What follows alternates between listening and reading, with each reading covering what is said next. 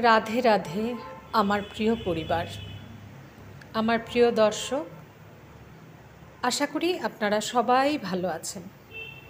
আমি আজকে অনেকটাই সুস্থ, আমার মাও ঠিকই আছেন। মেয়ে কালকের থেকে একটুখানি ওর শরীর ভালো আছে। এটা ছিল গতকাল সন্ধেবেলায়।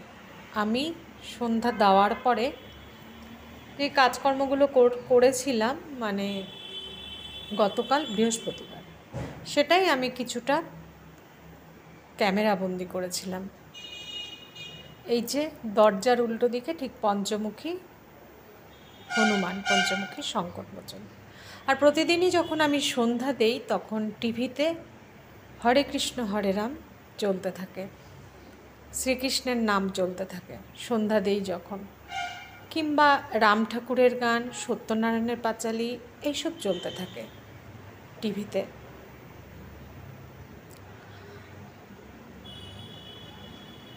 হে কৃষ্ণ করুণা সিন্ধু দীনবন্ধু জগৎপতে গোপেশ গোপিকাকান্ত রাধাকান্ত নমস্তুতে। ঈশ্বর সবাইকে ভালো রাখুন। এদিকে আমার মেয়ে তখনও কাজ করে যাচ্ছিল, আর আমি সন্ধ্যা দেওয়ার আগে কয়েকটা জিনিস দোকান থেকে নিয়ে এসেছিলাম। এই যে ঘড়িতে তখনও 6টা বাজেনি, 6টা বাজতে 10 মিনিট বাকি। তখনও আমার ঘড়িটা ফাস্ট। মেয়ে কোল্ড ড্রিঙ্কস খাবে, ওকে একটা কোল্ড ড্রিঙ্কস এনে দিলাম। এদিকে এই যে কী কী খাবে, এই যে এগুলো, এত না নাম বলতেও পারি না আমি, মনেও থাকে না যা যা বলেছিল। চায়ের সাথে খাবে টোস্ট বিস্কিট আর আইসক্রিম। আমি যখন ভিডিও করেছি আইসক্রিম খাওয়া হয়ে গেছে। আর মাকেও আমি একটা কেক এনে দিয়েছিলাম, মায়েরও খাওয়া হয়ে গেছে। হ্যাঁ, আমিও কিন্তু একটা আইসক্রিম খেয়েছিলাম। এই যে এগুলো আমি সন্ধ্যা দেওয়ার আগে নিয়ে এসেছিলাম।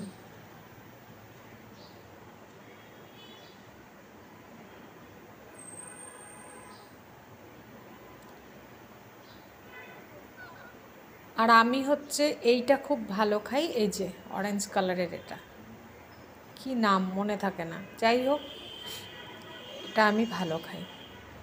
এদিকে 7:15 বাজে, আমি ডিনার করে নেব, ডিনার করে শুয়ে পড়ব, কারণ আমার শরীর ভালো লাগছে না।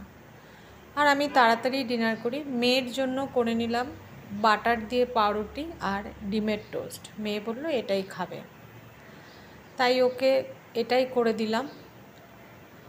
আর ওদিকে আবারও আমি বেরিয়েছিলাম, বেরিয়ে গিয়ে এই ডিনার করার আগে বেরিয়ে গিয়ে এনেছিলাম আলু, কাঁচা লঙ্কা আর টমেটো, মুড়ি। এগুলো আমার পাড়ার দোকান থেকে নিয়েছিলাম।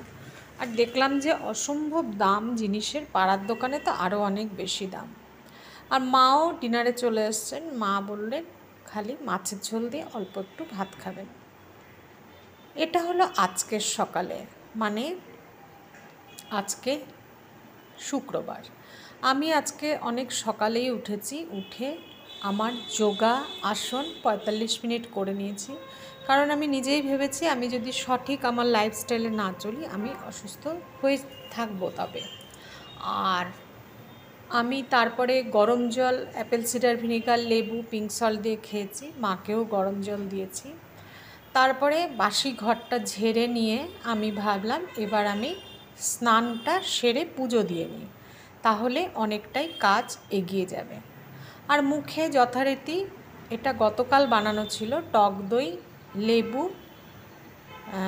চালের গুঁড়া আর হচ্ছে সামান্য একটু হলুদ, এটা আমি মুখে আর হাতে মেখে নিলাম। মেখে নিয়ে তারপরে আমি স্নান করতে যাব। বন্ধুরা, আপনাদের কমেন্টস পড়ে আমার খুবই ভালো লাগছে। আপনারা এইভাবেই আমার পাশে থাকবেন, আমাকে একটু সাবস্ক্রাইব করবেন, লাইক করবেন, যদি ভুল কিছু বলে থাকি সেটা ধরিয়ে দেবেন কমেন্ট করে।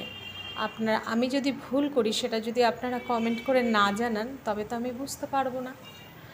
আর এখন আমি গরম জল বসিয়ে নেব আমার স্নানের জন্য। মেয়ে এবার বলেছিল যে গিজার লাগাবে, কিন্তু আমি না করলাম, কারণ আমি ফ্ল্যাটের অন্য লোকেদের কাছেই শোনা যে এত আয়রন জলে যে গত শীতে নাকি অনেকেরই গিজার আয়রনের জন্য নষ্ট হয়ে গেছে। জানি না ব্যাপারটা, আমার অভিজ্ঞতা নেই। তো আমি সেই জন্য বললাম গিজার লাগাতে হবে না, এই 2 মাস ঠান্ডার জন্য গিজার লাগানোর কোনো দরকার নেই। আর তারপরে আমি টবের মধ্যে জল দেব বলে এই জগটা আমি টবের জলের জন্যই ব্যবহার করি, ফেলে দিই না। তো চলে যাচ্ছিলাম গাছগুলোতে অল্প অল্প জল দেব, কারণ পরে আমি চাল ধোয়া সবজি ধোয়া জলটা দেব, কারণ না গাছগুলো না কেমন যেন নেতিয়ে যায়, দুবেলা করেই আমাকে জল দিতে হয়। এই দেখুন গাছগুলো কেমন নেতিয়ে গেছে, এই যে জল দিয়ে নিচ্ছি।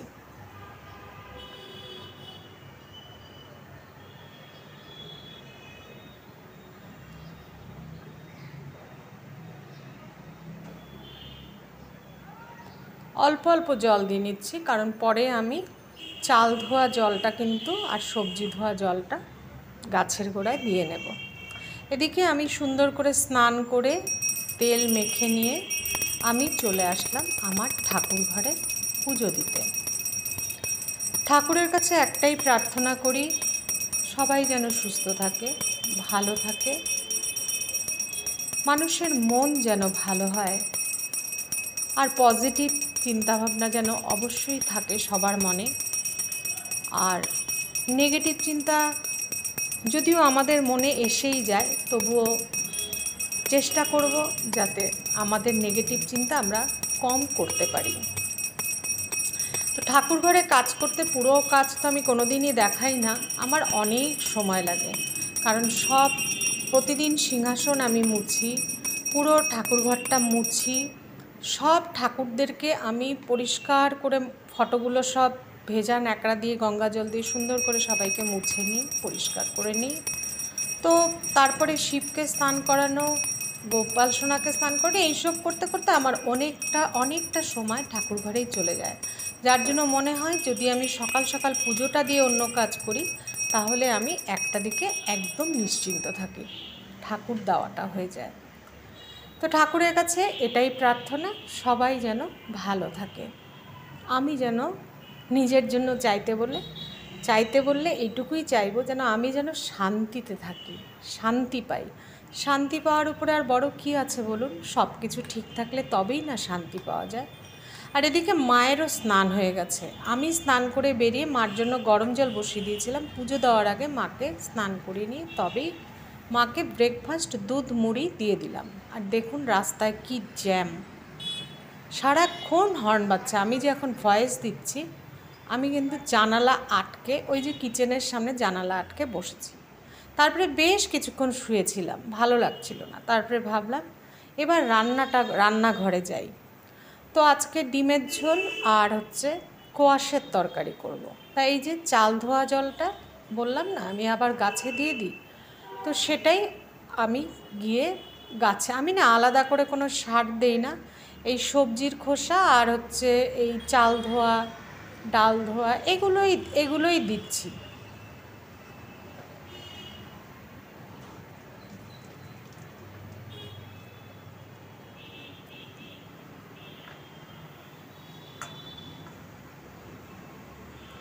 বন্ধুরা যারা আমাকে এখনও সাবস্ক্রাইব করেননি, লাইক করেননি, তারা প্লিজ আমাকে একটু সাবস্ক্রাইব করবেন, আর আমার ভিডিওগুলো একটু দেখবার চেষ্টা করবেন। আমি কিন্তু আমার ডেইলি লাইফস্টাইল দিই, তাই যতখানি সম্ভব আমার ডেইলি লাইফস্টাইলের আমি ততটাই তুলে ধরবার চেষ্টা করি। এবং আপনি চাই আপনারাও আমার ভিডিও দেখে কিছুটা উৎসাহিত হন। যদি উৎসাহ পান তাহলে অবশ্যই আমাকে কমেন্ট করে জানাবেন। এদিকে আমি কোয়াশ আলুর তরকারি প্রেশারেই বসিয়ে দিয়েছিলাম, আর ডিমটা প্রেশার কুকারে সিদ্ধ করে নিয়েছিলাম, আর এইবার এই কড়াইতে ডিমটা ভেজে ঝোল করব। অনেকেই না করেছেন আমাকে এই কড়াইটা ইউজ করতে, কিন্তু যাই হোক এই কড়াইগুলো এত পুরনো, মানে আমাদের ছোটোবেলায় আমার মা ব্যবহার করতেন, বিশ্বাস করুন। তো এই কড়াইগুলোতে না রান্না করতে, আর এই হাঁড়িটাও আমাদের ছোটোবেলাকার কিন্তু, জানেন তো, এই বাসনগুলোতে আমি নতুন কড়াই এনেছি, তবুও আমার এগুলোতেই রান্না করতে বড্ড সুবিধে মনে হয়, তাই এটাই ইউজ করে যাচ্ছি এখনও। তো কড়াইতে একটুখানি লবণ আর একটু হলুদ দিয়ে নিলাম। আমি এবার ডিমটা ভেজে নেব।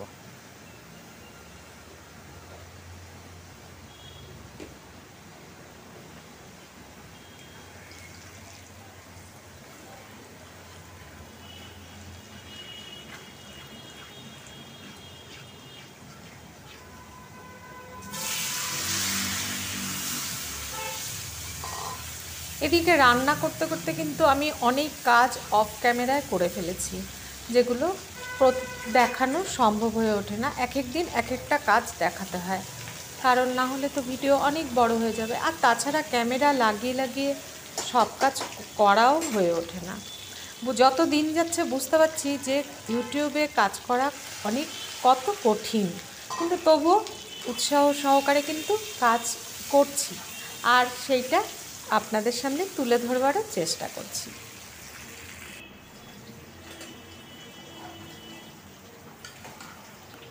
অল্প সময়, মানে যাতে অল্প সময়ে রান্নাটাও হয়ে যায়, গ্যাসের খরচও কম হয়, তাই প্রেশার কুকারেই কোয়াশের তরকারিটা বসিয়ে দিলাম।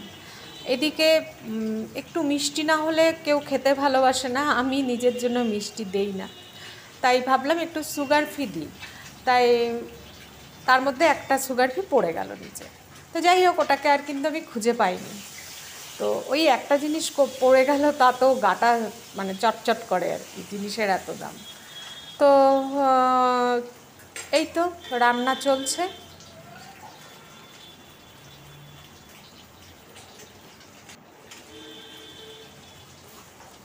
ডিমগুলো ভাজা হয়ে গেছে, ডিমগুলো আমি বাটিতে তুলে নিচ্ছি। আমি দুবেলার রান্নাই করে রেখেছি, দেখা যাক রাত্রে যদি আর কিছু করতে লাগে তবে করে নেব, বা মেয়ের যদি কাজ হয়ে যায় ও করে নিতে পারবে।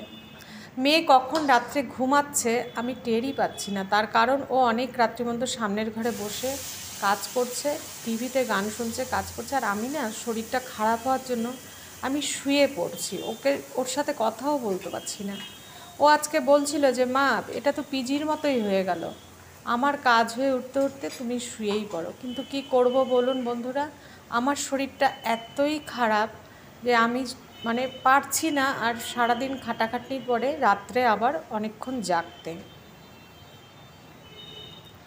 এদিকে একটা যে বাটা করে রেখেছিলাম, পেঁয়াজ, রসুন, টমেটো, লঙ্কা, আদা, আর তার সাথে জিরের গুঁড়ো দিইনি, একটু ধনের গুঁড়ো, হলুদ, লবণ, এই দিয়ে আমি মশলাটা কষাচ্ছিলাম।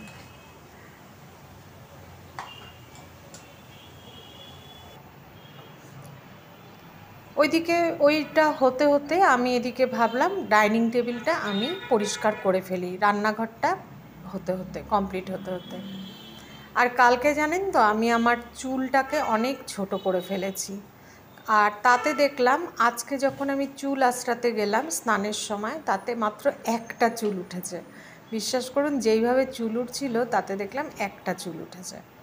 যাই হোক, সেটা হয়তো আপনারা আমার চুলটা দেখেই বুঝতে পারছেন যে আমি চুলটা কেটেছি।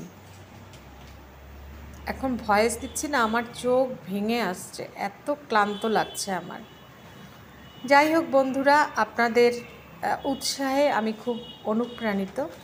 আপনারা যেইভাবে আমাকে উৎসাহ দিচ্ছেন, আমার খোঁজ খবর রাখছেন, আর বড়দের জন্য রইল প্রণাম, ছোটদের জন্য রইল ভালোবাসা, আর এইভাবেই আমার পাশে থাকবেন আপনারা।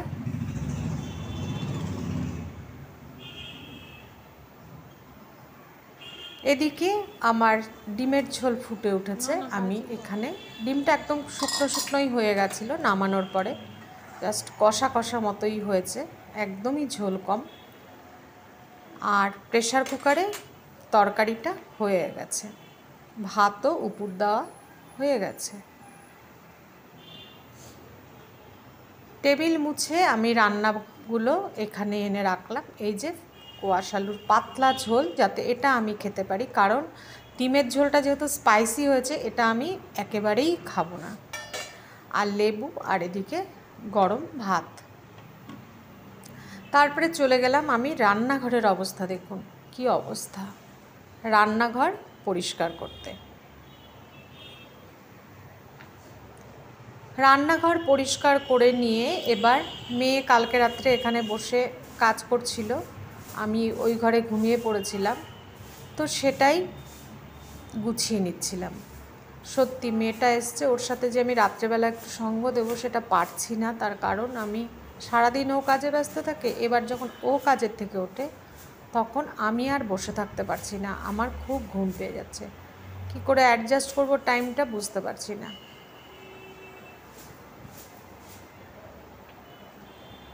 এই যে এখন কথা বলছি না, আমার সেই ভোরবেলা উঠেছি তো আমার ঘুমেই কিন্তু চোখ ভেঙে আসছে, কিন্তু এই ভয়েস দিয়ে এটাকে এক্সপোর্টে বসিয়ে তারপরে আপলোড করা, টাইটেল দেওয়া, মানে কি বলবো, আপলোড করতে অনেক সময় লেগে যায়। এই সময় আমি মোবাইলটাকে অফ করেই রাখি, কারণ যেহেতু আমার একটা মোবাইলেই কাজ করতে হয়, তো এই সময় কারোর ফোন আসলে আমি এই জন্য বুঝতেও পারি না। যাই হোক, এদিকে আমি একটু বাদামটা, চিনে বাদামটা সামান্য একটু বাটার দিয়ে, অনেক দিন হচ্ছে বাদামটা আনা হয়েছে কিন্তু ভাজা হচ্ছিল না, ভেজে নিচ্ছি।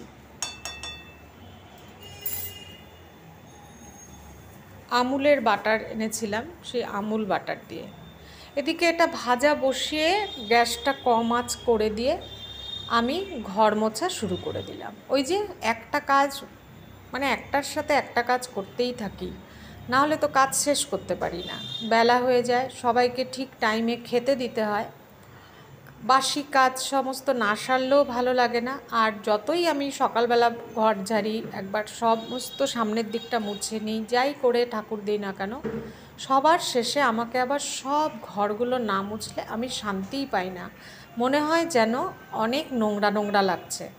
কারণ রান্নাঘরের থেকে ঘরে আসা, রান্নাঘরে কাজ হয়ে ওগুলো পায়ে পায়ে পায়ে পায়ে কেমন সারা ঘর মোছা হলেও যেন আসতে থাকে, তাই একবার ফাইনাল আবার আমি সব কিছু মুছে পরিষ্কার করে নিই, মানে দুবার আমার ঘর মোছা হয়ে যায়। আর ঘর ঝাড়ুর কথা সেটা তো কতবার হয় সেটা বাদ দিই, এতে অনেকে বলবেন আমি পিতপিতানি করি, না পিতপিতানি না, এটা না একটু পরিষ্কার থাকা, নিজে একটু ঘর দুয়ার সুন্দর থাকলে মনে হয় যেন মানসিকতাও সুন্দর থাকে, আর পরিষ্কার পরিচ্ছন্ন রাখলে শুনি যে লক্ষ্মী নাকি সেখানে থাকে, দেখা যাক। তো এদিকে 1টা বাজে আমি মাকে খেতে দিয়ে দিলাম, মাও এই আমার মার তো খাওয়া খুবই সামান্য, কোয়াশ আলুর সবজিটা একদম পাতলা করে ঝোল করেছি, আর ডিম কষা অল্প একটুখানি ঝোল দিয়েছি। এই যে আমার ঘর সব পরিষ্কার, একদম টিপটপ।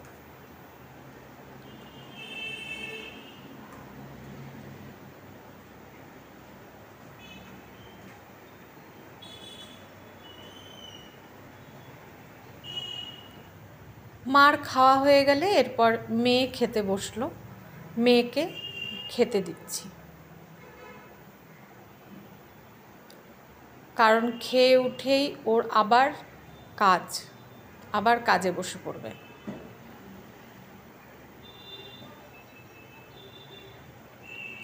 ভাবছি শরীরটা যদি ভালো লাগে তাহলে বিকেলবেলা একটুখানি হাঁটতে বেরোবো, কিন্তু শরীরটা আমার ভালো লাগছে না।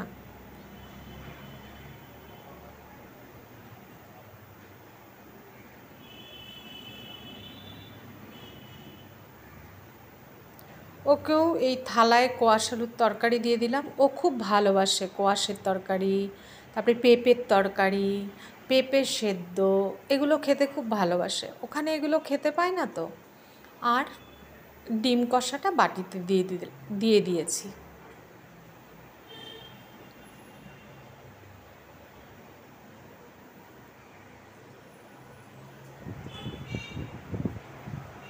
আর তার সাথে দিয়ে দিয়েছিলাম লেবু।